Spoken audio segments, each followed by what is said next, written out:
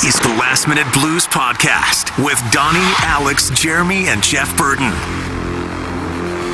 I would just like to start this podcast by saying I cannot wait to talk hockey with these two idiots. I can't wait. Welcome to the Last Minute Blues Podcast. Donny Fandango joined in studio by Alex Ferrario from 101 ESPN and joining us via the telelink. The Airlink is how we sound engineer savvy. From Colorado, on vacation the week of NHL free agency. Mr. Jeremy Rutherford from The Athletic. What's going on, my dude? Real smart. How you guys doing? Real smart. We got a softball tournament here in Colorado. I think we might get out to Red Rocks, Donnie. Oh, dude, I'm going to tell you something. I would see a band that I hated at Red Rocks. I love that place that much. Flats at Red Rocks. Dude, I would love it. Wow. I would probably dance. It legitimately is the greatest place that I have ever been to see a show. So all of the people that say that say it's the greatest, they're absolutely completely correct. It's wonderful. Now I did almost die I wasn't in the best of shape at that particular time, and where we parked was very low, so we had to walk up this high thing to get into the the air was very thin, and Donnie almost lost it there for a second.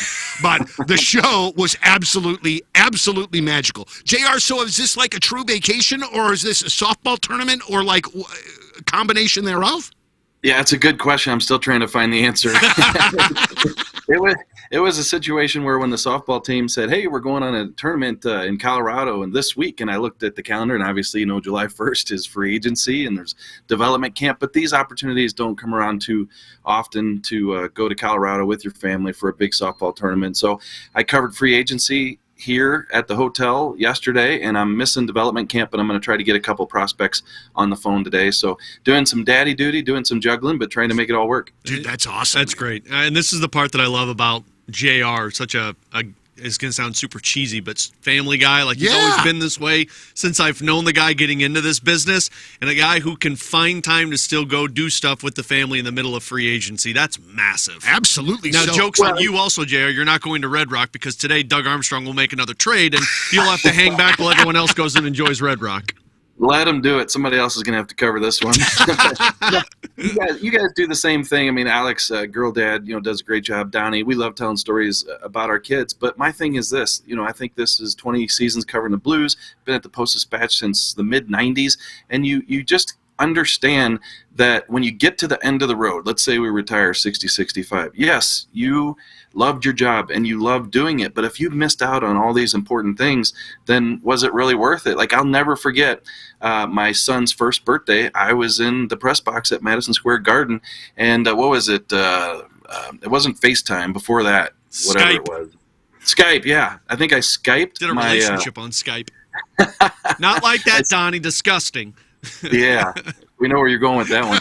But yeah, so we Skyped the family back home in St. Louis to be able to sing, happy birthday to your son for his first birthday. So it is what it is, but this week we're making it work. Hell yeah, that's awesome. Priorities and choosing the right ones sometimes can be difficult, Means but a lot. Very rewarding when you do. Absolutely. So, guys, we have an absolute ton of ground to cover, not only with the Blues, but also over the course of the last couple of days in the NHL. And I think the place to logically start, before we get to the free agent signing yesterday, is the trade of Zachary Baluk to Montreal for the defenseman Logan Mailloux.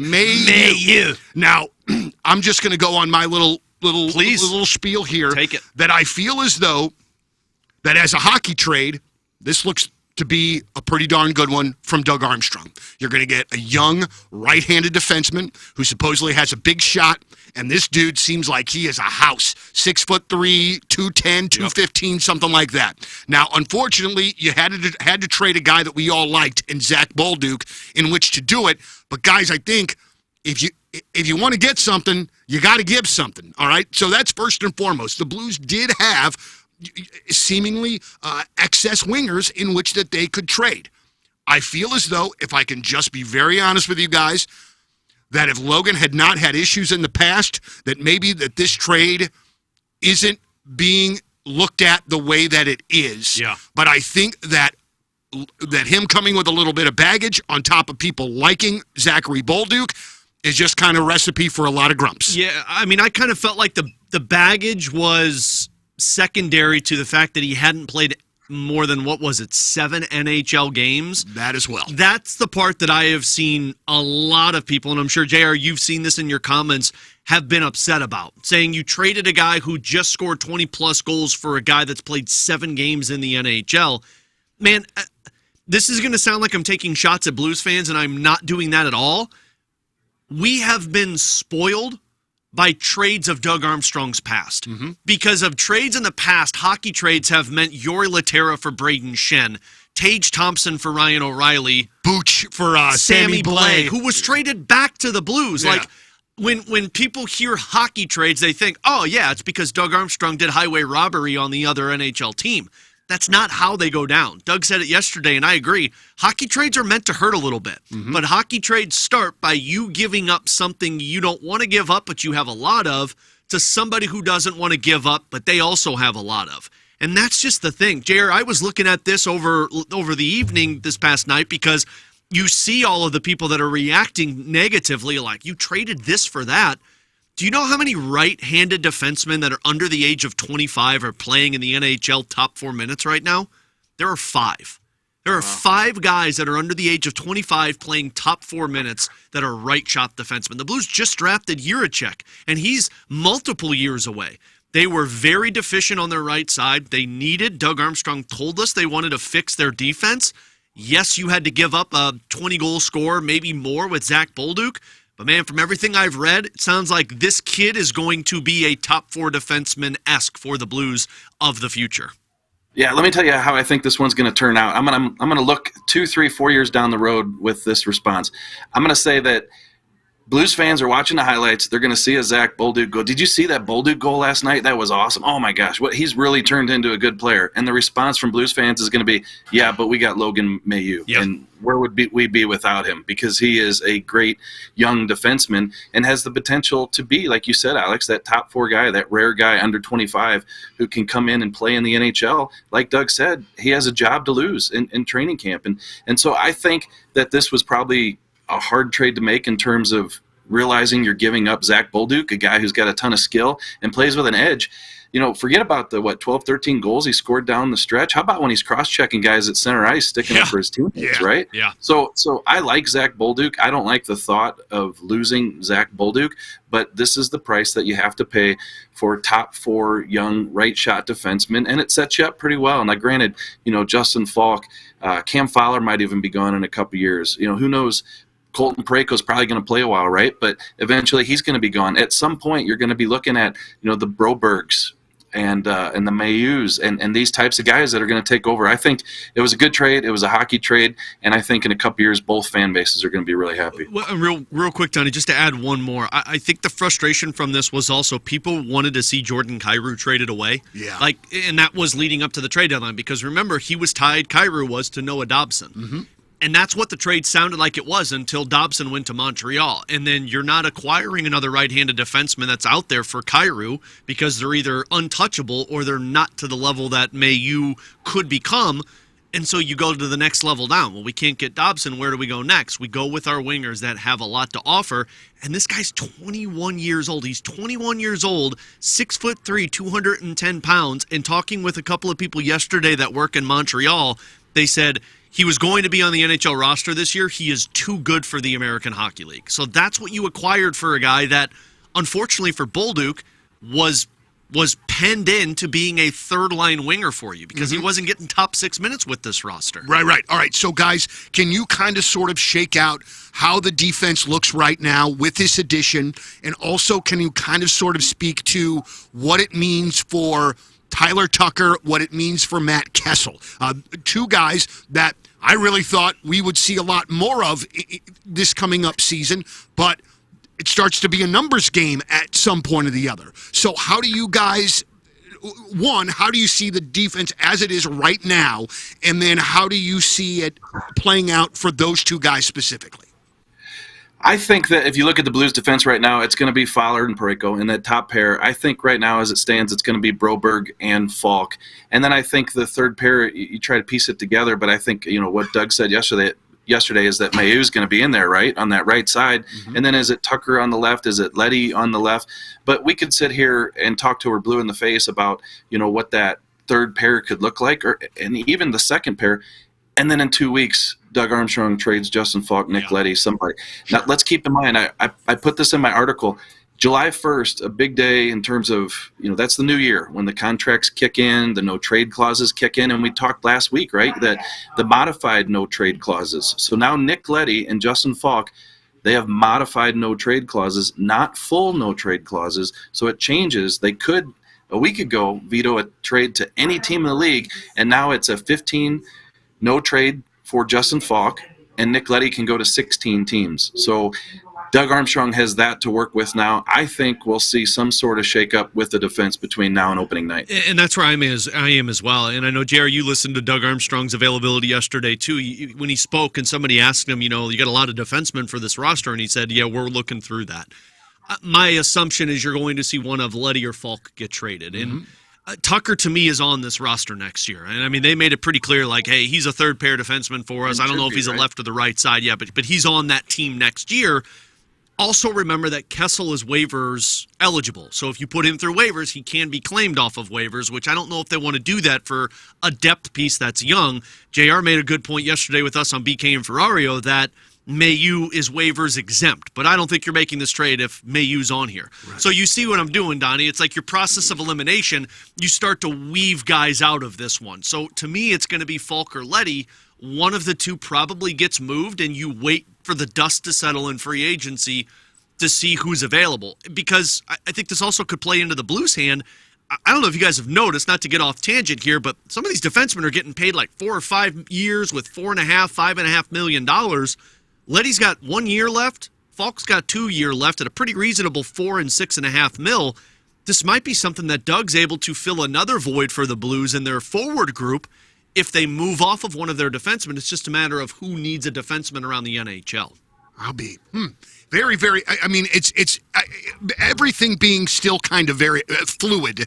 Yeah. I guess that's why it makes more sense to just kind of wait and see it all shake out, as JR is saying. Yeah, well, and JR, we talked about this a couple of weeks ago, and Donnie, you too. Like, the whole thing with this offseason was Doug Armstrong saying we want to get 5% better.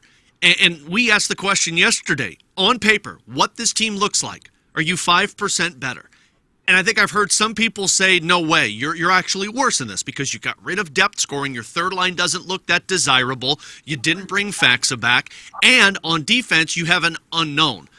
But not to spin it Blues-wise here, I'm replacing Baluk with a Snuggerud, who I expect, like, you to make this trade because you believe Snuggerud is a 20-goal scorer in the NHL. I'm replacing Faxa with the Bukestad. We'll talk about him in just a bit. And then I'm adding this Logan Mailloux, who, from everybody is talking about, his offense plays at the NHL level. He's got 5 points in 7 NHL games, so it's not like he's not shy in that area. And like, I look at Mailloux, and then I look at like a trade that Minnesota did a few years ago where they traded Kevin Fiala for Brock Faber, who was playing in college, but they said, hey, this kid's going to be good. They traded a guy who was a goal scorer, but they had a lot of those, for a defenseman who now is one of the highly touted defensemen in the NHL. I don't know. It just, for me, felt like at least you ticked in the right direction with still potential more moves to come. Yeah, so maybe it's at this point I feel like maybe 1% better, 1.5% better, but we're still working. All right, so let's talk about Nick Bukestad. All right, so this is the guy that is essentially, and JR, I think you referred to this a little bit yesterday. This is the guy that's essentially kind of coming in and taking the Fox's spot with Fox's signing the 3-year deal in Dallas. Similar players, can you kind of tell us what we need to know about this newest Blue free agent acquisition yesterday? Yeah, he a veteran and been around for a while. In terms of comparing him to Faxa, he's got some more offense than Faxa. You know, the numbers aren't going to wow anybody, but he can join the rush. He can get in on the forecheck like Faxa did, but probably a little bit better in that zone. Defensively, not as good as Faxa. Faxa's defensive numbers are a lot better. And then, guys, let's not forget about faceoffs. Faxa led the team last year, 57%. Bukestad, 47%. How many times did that fourth line start the game, start periods? It's because they can win the puck, right, and set the tone. you can't set the tone unless you have the puck, and so Faksa was key in that. Guys, I'm a little worried about the Blues center position still, and I know we're talking about maybe 1% better. You are going to get a Snuggerud in there full time, but Bukestad, Doug Armstrong said yesterday, could play third line center or could play fourth line center.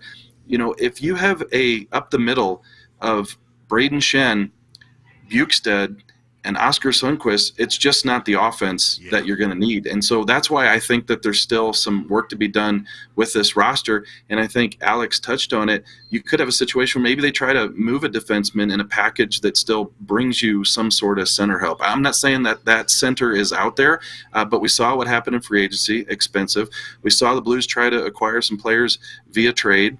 Those didn't work out. So I think, like what Alex said, they're ticking in the right direction. They made a good move yesterday in bringing a young right shot defenseman in and then filling the hole left by Faksa with Bukestad.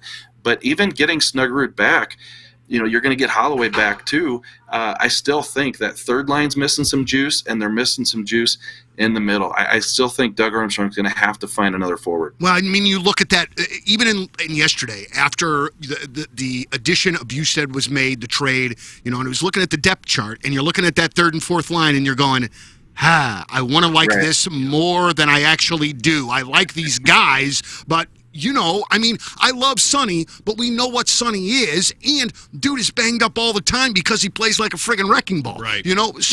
So there's got to be there's got to be something in there. So here's the question, guys. Do you feel as though that this center situation is something that the Blues are able to address before the season starts, or is this something that we're going to maybe be talking about throughout the beginning portion of the season, maybe until the trade deadline when they're able to do something else? This isn't the easiest take for radio or for podcasting because it's not a hot take, but my answer is maybe.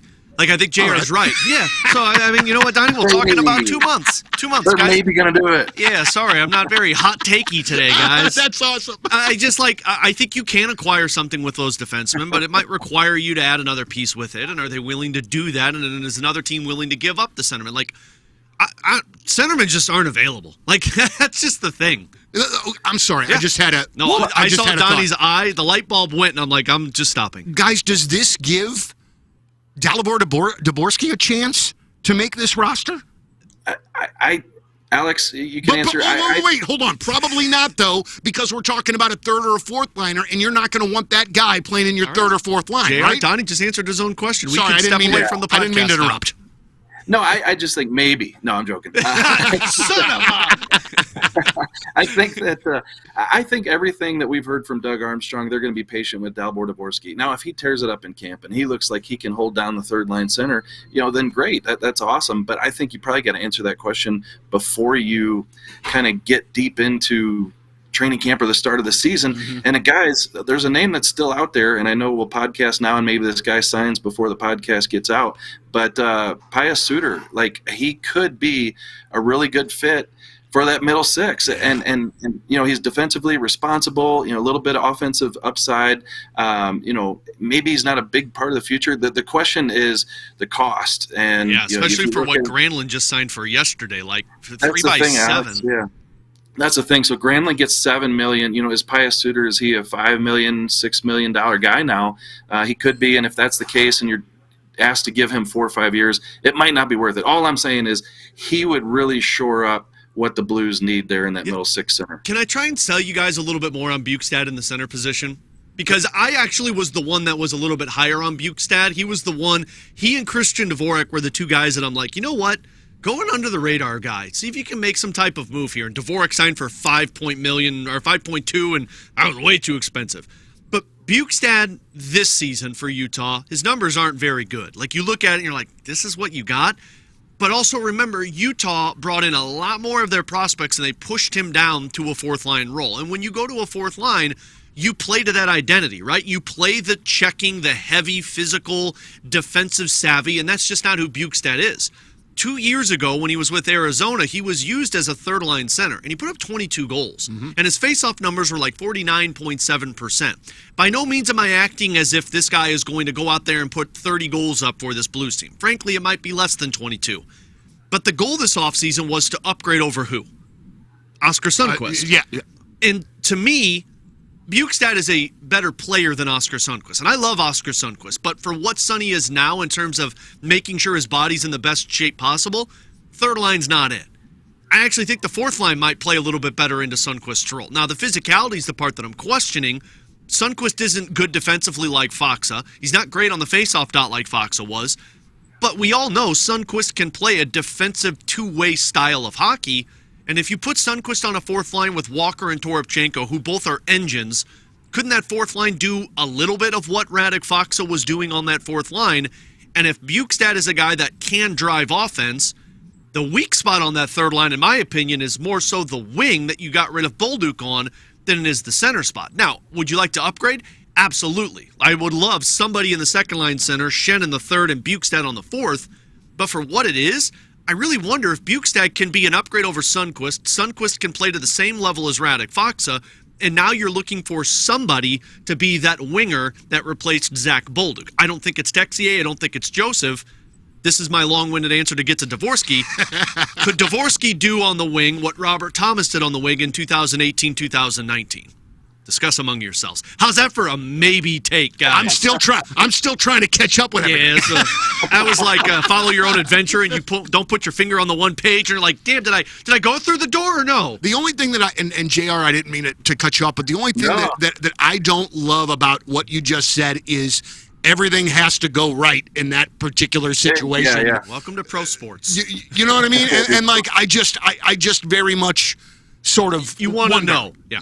Have a little bit more. Is the reason that Fox is not here is because he got the third year from Dallas as opposed to the Blues just wanting to give him two? Is third that year, and I wonder, JR, if it was the $2 million versus the 1.75. Yeah, it's an extra year. It's a cup contending team. It's a place he's familiar with. Lots of things. Yeah. Yeah. Want to ask about Jordan Kryou was obviously for a couple of days there a very talked about trade asset. JR, you wrote the piece about it now. That contract has kicked in. The no movement has kicked in. I always, though, wonder when a player's name has been in the trade, cycle for a few days, what does Jordan Kryou feel about his place with the Blues now, hearing that he had been involved in these trade rumors for the last couple of days? How does that make you feel like a solid core member of the team? Seriously. Yeah, I think, like we said a minute ago, it's pro sports. You got to come to accept it. And that's not to say that, he didn't think, wow, they're really putting my name out there.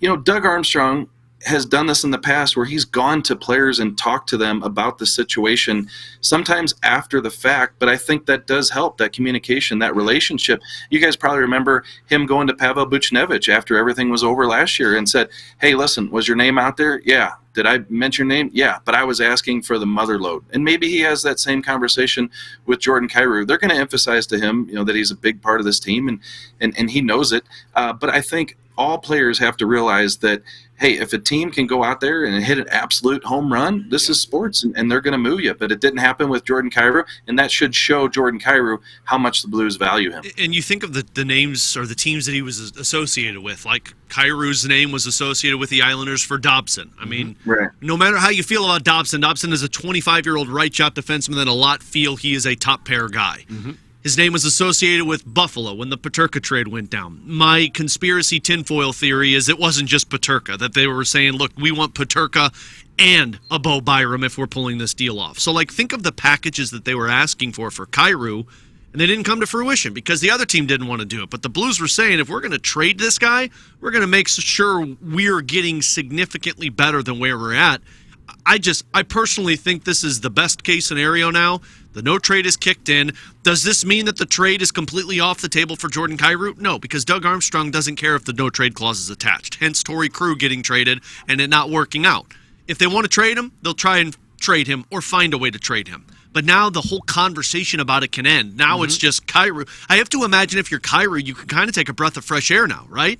To where it's like, look, done. Everybody, and it's not that the city's trying, although there are fans that are trying to trade him. It's the teams or the rumors are coming up with his name attached to it. Now it's done. Now I don't have to worry about it. Now I can go into the season and focus. Frankly, I think now with Jim Montgomery as the head coach, now with the no trade clause kicked in, maybe this is the jumping off point that Kryou needs after a good season last year. All right, so I want to ask this here before we kind of move on to some other NHL things. So as of right now, if you're Doug Armstrong and the Blues, you are focused in on a center. Is there anything else that's kind of percolating that you might be keeping an eye out for, or are you pretty much lasered in to upgrading that center position on the team? To me, JR, sorry to cut you off. To me, It's either center or if I can find a goal-scoring winger. It's kind of why I thought Granlund made some sense, because I didn't like the idea of Granlund before yesterday. And then I was like, you know what? Maybe Granlund does make sense. You could use him as a center, and then you could shift him to the wing. He's 25 goals. I think both are options. It's just when you look at the market, there's like one center and zero wingers that make any sense. So I personally think that if any more moves are going to go down, unless they sign Suter, it's going to be via trade. Yeah, and I like what Alex said earlier. It's not the end of the world if Bukestad is your third-line center and Sundqvist is fourth. It could be better, yes, if you could push them down. I think it would be better. But I still think they need center help. But I think what Alex said, too, you got to find a winger. Like, I just don't like the idea going into the season with that third line missing Bolduc, and now you're looking to play a Texier or a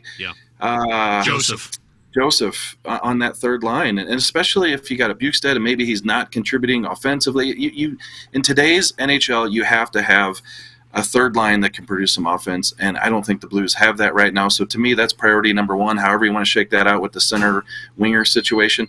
And then number two is shaking out that defense. You know, who's going to be in there, who's in the top six, and are they moving anybody?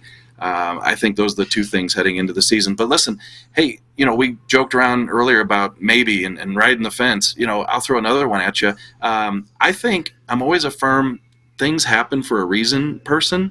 And like you guys touched on earlier, maybe you don't sign that big center to a long-term contract and big money, and then all of a sudden Dvorsky does come in and do well. Or like Alex said, maybe he breaks in on the wing and you don't have to fill that wing spot that you were thinking about filling. So, you know, the way things happened yesterday with free agency, this is what the Blues have at the moment. Doug's going to continue to try to see if there's anything that can improve the team, and if not, maybe things happen for a reason, and Dvorsky fills one of those spots, and the Blues are surprised by what he does early in the season. All right, so the way that this looks to me, all right, just looking after day one of NHL free agency, it is still the Florida Panthers world, and we're all just living in it. Amen to that. I mean, it is so impressive to me to get for them to re-sign. You know, you're talking about you want to have a good third line.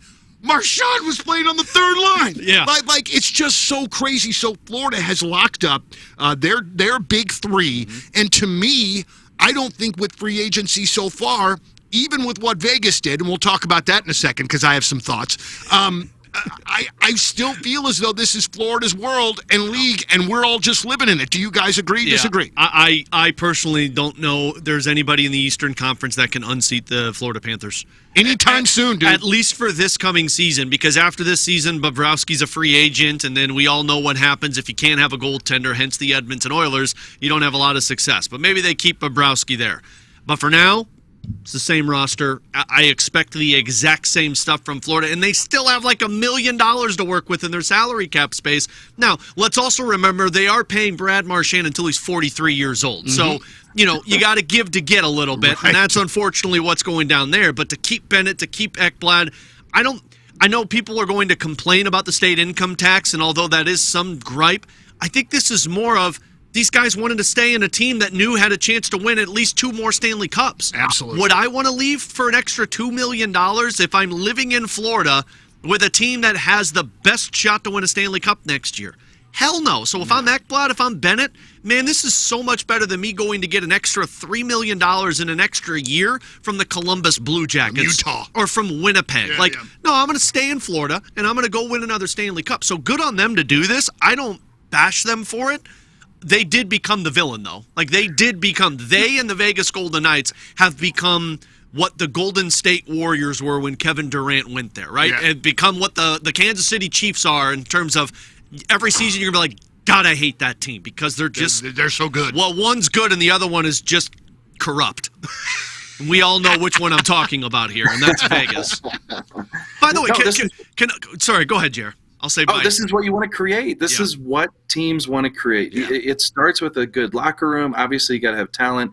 It lends itself to being competitive, and then you're winning games, you're winning Stanley Cups. Guys want to stay. They take less money. That's the formula right there. Yeah. So really unfortunate news about former Blues captain Alex Pietrangelo, who is going to, from what I understand, he's going to stop. Yeah, he didn't call it a retirement, but, I mean, if I was reading this correctly, JR, it sure sounds like he's basically stepping away from hockey to see if he can regain his health because his everyday life has changed, and he said it doesn't look positive of that coming back. So to me, it kind of sounds like what Torrey Krug is going through. Not the same injury, but it's, hey, my everyday life has changed because of the injury I'm dealing with, and before I can worry about hockey, I need to worry about me. It doesn't look good of it coming back.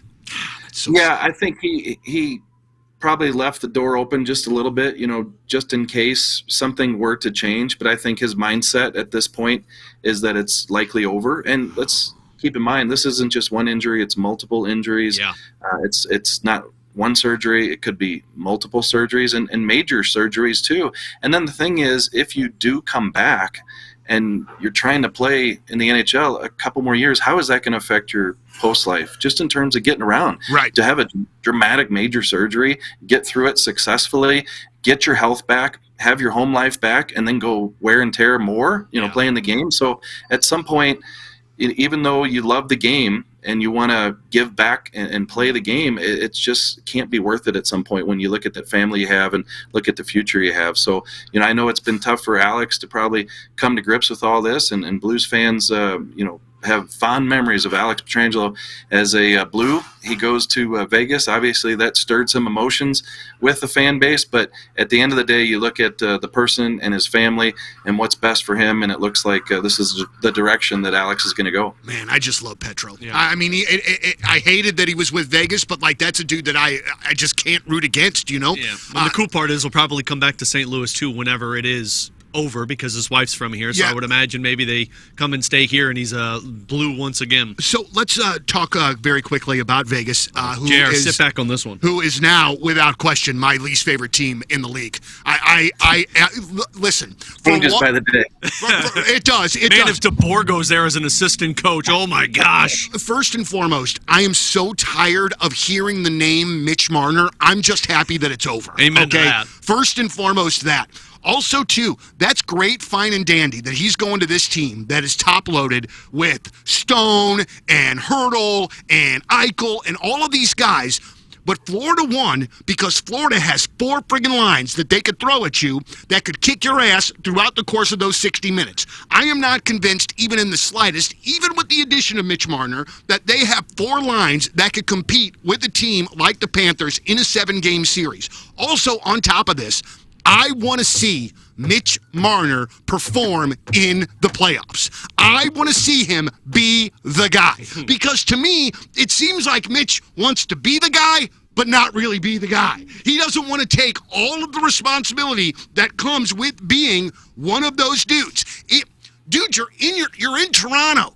You are upset because people are passionate about that team in that town. You are nuts. Go to Vegas. You won't be the 1A. You'll get to have the limelight off of you a little bit. Woo, woo, woo, woo, woo. But that team is not winning the Stanley Cup. At least not next year. At least not until they get more depth. I hate Vegas. Sorry, Jeremy. I know that that was a little bit longer than your soundbite that you want to put out on social media, but no, it's going out on social media. We've got to clip that. We've got to clip. Don't worry, it will be later on tonight. It's probably going to say angry radio host despises Vegas. Okay, but guys, but for real, with the Marner thing, and if I'm wrong, please tell me that I'm wrong. But doesn't it seem like that is the classic top-heavy roster that is not going to be able to make it deep in a playoff? The funny part, the ironic part about all of this is Mitch Marner just went to the Western Conference Toronto Maple Leafs. Like, he went from a team that was top-heavy, that paid all of their superstars and didn't have depth, to a team that pays their top players and doesn't have depth. Like, that's what Vegas is. You're right. Vegas does not have a third or a fourth line. Their third line consists of Riley Smith and Brandon Saad right now, and William Karlsson. Their defense just took a massive blow. Alex Pietrangelo was a number 1 defenseman. Who's their number one defenseman now? They got Hannafin, Theodore, Whitecloud, McNabb. That is coming from Petro, Theodore, Hannafin, McNabb on top of Haig and Whitecloud.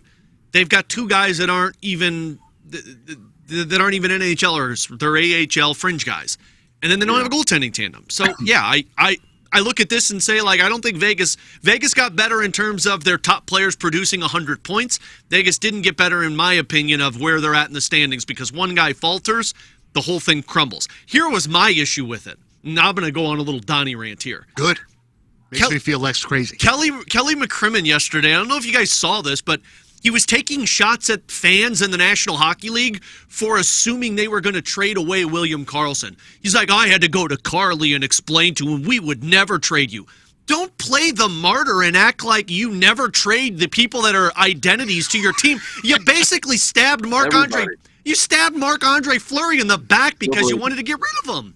Like, all you do is trade pieces that were a part of your team's identity. So don't play that card right now.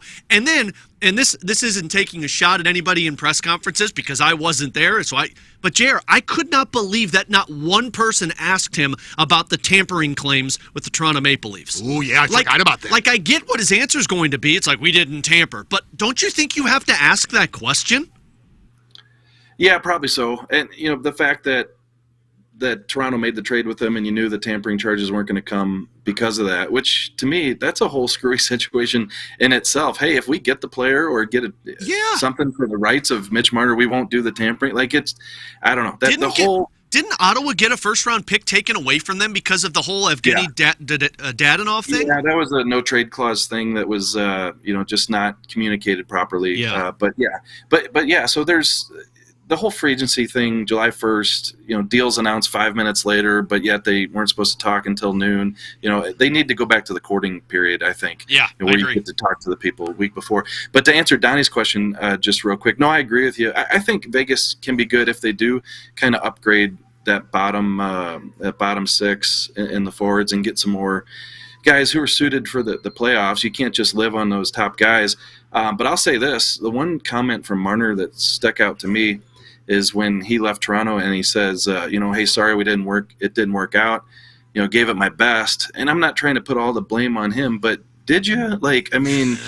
You're a top-end player who put up 100 points and just a no-show in the playoffs, and not just 1 year, but multiple years. And again, not to put it all on him, but hey, listen, you're not going to be in as big of a spotlight in Vegas as you were in Toronto, but at some point you've got to produce in the playoffs and be a part of something. Maybe not just all you on you, but contributing and being a part of something. I'll be interested to see if he can do that in Vegas because he certainly couldn't do it in Toronto. Yeah. All right, one more thing that I want to ask before we get out of here, guys. And again, this is just me as a Blues fan, and I understand that this is where it's supposed to be. But it was jarring for me as a Blues fan to see Vladimir Tarasenko get traded from Detroit to Minnesota for essentially a bag of pucks and an order of nachos. Yeah. Like, it was, I mean, isn't it future considerations or what that is? And I understand that that's where Vladdy is. I understand that last year was not a good year for him in Detroit. It's just very hard for me to reconcile Vladdy when he left as to where he is now. He's been on 5 teams, I believe that is, since the Blues traded him. The Rangers, the Florida, Panthers, Ottawa, Detroit, and now Minnesota. Yeah. He's been on 5 teams in, what is this, 4 years, 3 years? I mean, it's what happens. 4 or 5 agents, too. Yeah, exactly. Like, this is what happens, I guess, for some goal scorers in the NHL. Like, you've got it, and it can go away quick. Mike Hoffman was this way, where was a guy that was viewed as a 30-goal scorer, and then it was just gone. Yeah. But, I mean, it's a good move if you're Minnesota because you might have brought in somebody who could score 20 goals for you, and you've got the Russian ties to where he played with Kaprizov over in the KHL, so, like, they're familiar with each other. But, yeah, I mean, the fall is quick for certain guys to where you're a superstar one day and then the next day you're getting traded for nothing. I feel like we're not very far away from Vladdy going to play a year or two in the KHL before he retires. I was wondering if it was going to happen this year. I mean, but that. Yeah. So I wasn't the only one in kind of thinking along those lines. Man, I just still always remember 91. You know what I mean? Like, I not 1991, number 91. I remember it too. I was 1. Oh, that's Sorry. Why you got to be a jerk? I know. man? You know what? That's not the way to end a podcast like this. All right, before we end, I want to make sure, did we cover all the ground? Did we cover all the bases? Is there anything out there that we need to talk about? I think we got it. I can call you guys later and tell you how we did in the tournament out here. But All right. I don't think that's anything we'll talk about on the podcast. Put it in the comment section of our YouTube channel, which you do. Make sure people go do that. Subscribe. Get the notifications link, because when we drop new episodes, it notifies you on your thing. Do it on the podcasts as well. And make sure you comment on there and find out how JR softball tournament was. But for real, good luck to your kiddo. I hope that they Absolutely. squash him up there, man, for real. And then go to Red Rock and see if you can run a mile up those stairs, JR. I'm going to try to today, yeah. All right. Well, we thank you very much for listening to the Last Minute Blues podcast. For our dude, Jeremy Rutherford, who's on assignment in Colorado from The Athletic. We've got Alex Ferrario from 101 ESPN. Donny Fandango from 105.7 The Point. As always, thanks for listening, and let's go Blues. The Last Minute Blues podcast. Hear more at 1057thepoint.com.